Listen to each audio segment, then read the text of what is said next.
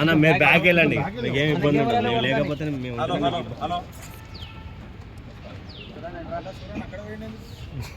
ఒక ఫోటో కూడా శివ ఫోటో కూడా అందరూ బాబు మన వాయిస్ బాబు వర్క్ అయితే అవి ఎందుకంటే లేదు. హలో హలో మైక్ చెక్ చేయలేదు. 1 2 3 1 2 3 మైక్ చెక్. హలో హలో వస్తుందా? జై వస్తుందా? చెక్ చేసుకోండి, రాకపోతే ఒక నిమిషం అవదు. వస్తుందా వాయిస్? వస్తుందా? ఓకేనా అందరూ వాయిస్ రెడీ? రాండి శ్యామ్ రా మెల్ల మెల్ల cool Shyam. Hello hello hello hello మీరేందా చూసుకోండి. వస్తుందా అండి?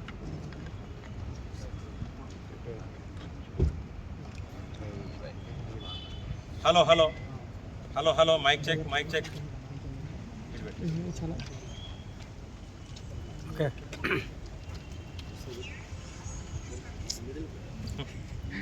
వస్తుందా చూసుకో సరిపోతే ఏం కాదు. మీ ఛానల్ అందరూ తెలుసు. Hello hello mic check mic check start చేస్తున్నా. సెట్ చేసిన డిసెంబర్ 4వ తారీఖున సాయి ఈశ్వర్ చారి అని ఒక వ్యక్తి పెట్రోల్ పోసుకొని కాల్చుకొని చనిపోయాడు. క్యూ న్యూస్ ఆఫీస్ ముంగట పీజాది కూడా తీన్మార్మల్ ఆఫీస్కి పోయి కిందికి వచ్చి చనిపోయాడు. సో దీనికి సంబంధించి చాలామంది రకరకాలుగా వార్తలు వేసిండ్రు.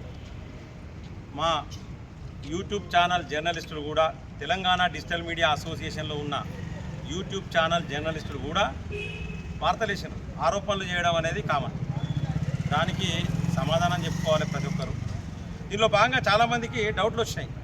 డౌట్ నెంబర్ 1 ఏంటంటే సాయి ఈశ్వరాచారి అనేట ఆయన బీసీ ఉద్యమం చేసిండా చేయలేదా, ఇది తీన్మార్మల్ కల్పితమా అనేది ఇది నెంబర్ 1 డౌట్ వచ్చింది.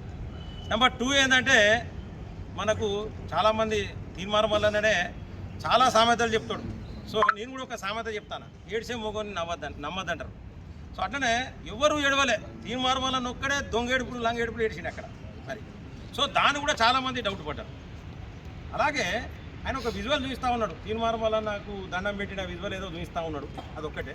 ఆయన లోపలికి ఎప్పుడు వచ్చిండు, ఎన్ని గంటలు ఉన్నాడు, లోపల ఏం మాట్లాడిండు, మరి ఈ యొక్క సీసీటీవీ ఫుటేజ్ ఎక్కడ పోయింది, మరి నిజంగానే ఆయన బీసీ ఉద్యమం చేసిండు చనిపోయినా తీన్మార్మల్లతో ఏమన్నా ఇష్యూ అయిందా?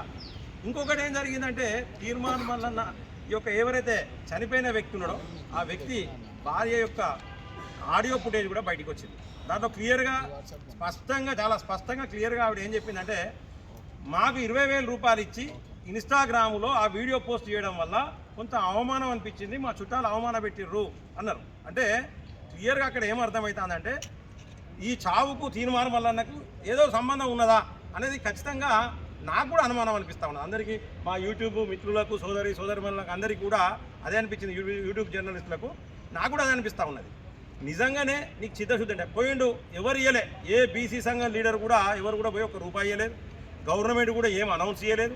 కానీ ఈయన మాత్రం ఇంకా 3 రోజులలో కాకముందే ఇమీడియట్లీ పోయిండు, 15 లక్షల రూపాయలు అనౌన్స్ చేసిండు. ఇది కూడా అనుమానాలకు దారితీస్తూ ఉన్నది. అంటే తీన్మార్మల్లన్న మీద ఇది ఎక్కడైతే నా మీద వస్తుందో, తలకాయ నొప్పి వస్తుందో, ముందైతే పైసలు ఇద్దామనే ఉద్దేశంతో ఇచ్చాడు. సో బాధితులకు ఆయన పైసలు ఇచ్చుకొని, కోట్ల రూపాయలు ఇచ్చుకొని, ఆయన దొంగ సంపాదన సంపాదించని, లంగ సంపాదన సంపాదించని మాకు సంబంధం లేని సబ్జెక్ట్. కానీ ఇక్కడ ఏంటంటే మరి చాలా ఉన్నాయి. నిజంగానే అతను బీసీ ఉద్యమం కోసం చనిపోయాడని క్రెడిట్ తీసుకోవడానికి, ఈయన తప్పించుకోవడానికి ఏమైనా చేస్తూ ఉన్నాడా? తప్పించుకోవడానికి చేసి మళ్ళీ మీదికెళ్ళి ఏం చేసిందంటే ఇక్కడ బిగ్ టీవీ ఛానల్ ఉన్నది, ఆయన మీద చాలా అరిచిండు, నీది రెడ్డి ఛానల్, నీది అగ్రవర్ణ ఛానల్, నువ్వు అది ఇది, నువ్వు రేవంత్ రెడ్డి ఇది నువ్వు అది దాగు ఇది దాగని రకరకాలుగా మాట్లాడిండు. అటువంటి వ్యక్తి బిగ్ టీవీ మీద కనీసం కంప్లైంట్ చేయలే. మరి ఆ బిగ్ టీవీ వాళ్ళు కూడా తీన్మార్మల్లన్న మీద కంప్లైంట్ చేయలేదు. కానీ తెలంగాణ డిజిటల్ మీడియా అసోసియేషన్లో ఉన్న కొన్ని ఛానళ్ళ మీద, ఆ ఛానల్ యజమానుల మీద మాత్రం తీన్మార్మల్లన్న కంప్లైంట్ చేశారు. మరి దీంట్లో బీసీలు ఉన్నారు, ఎస్సీలు ఉన్నారు, వాళ్ళందరి మీద కూడా కంప్లైంట్ చేశారు. నేను క్లియర్గా చెప్తా ఉన్నా, తీన్మార్మల్లన్న నువ్వు చేసింది చాలా తప్పు. బీసీ జర్నలిస్టుల మీద, ఎస్సీ జర్నలిస్టుల మీద కూడా నువ్వు కేసులు పెట్టేందుకు పోయి కంప్లైంట్ ఇచ్చినావు, దీన్ని ఉపసంహరించుకో. ముఖ్యంగా ఏంటంటే మాకు అనుమానాలు ఉన్నాయి. ప్రభుత్వం ఇక్కడ మేము వచ్చింది ఏంటంటే స్టేట్ హ్యూమన్ రైట్స్ కమిషన్కి వచ్చినాము. సో ఇక్కడ మేము ఫిర్యాదు చేయడం జరిగింది.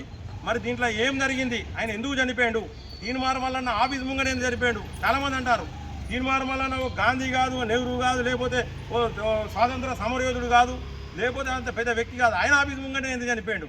నిజంగానే బీసీల కోసం చనిపోతే ఏ ముఖ్యమంత్రి ఆఫీస్ కాడనో చనిపోవాలి, లేకపోతే ఇంకెక్కడికో పోయి అంటుపెట్టుకోవాలి. కానీ తీన్మార్ మల్లన్న ఆఫీస్ కాడ ఎందుకు పెట్రోల్ పోసుకొని అంటుపెట్టుకొని చనిపోయాడని చెప్పేసి చాలా అనుమానాలు మా జర్నలిస్టులకు వచ్చినాయి. ఖచ్చితంగా ప్రభుత్వం కూడా స్పందించి దీని మీద కమిటీ వేసి ఎంక్వైరీ చేయాలి. మేము ఈరోజు తెలంగాణ డిజిటల్ మీడియా అసోసియేషన్ తరఫున జర్నలిస్టులు అందరం కలిసి వచ్చినాము. సో ఇక్కడ ఫిర్యాదు చేయడం జరిగింది. కాబట్టి తప్పకుండా ప్రజలందరూ కూడా దీని మీద స్పందించాలి, ప్రభుత్వం స్పందించాలని చెప్పేసి ఈ సందర్భంగా కోరుకుంటూ సెలవు తీసుకుంటాను. జై హింద్, జై భారత్.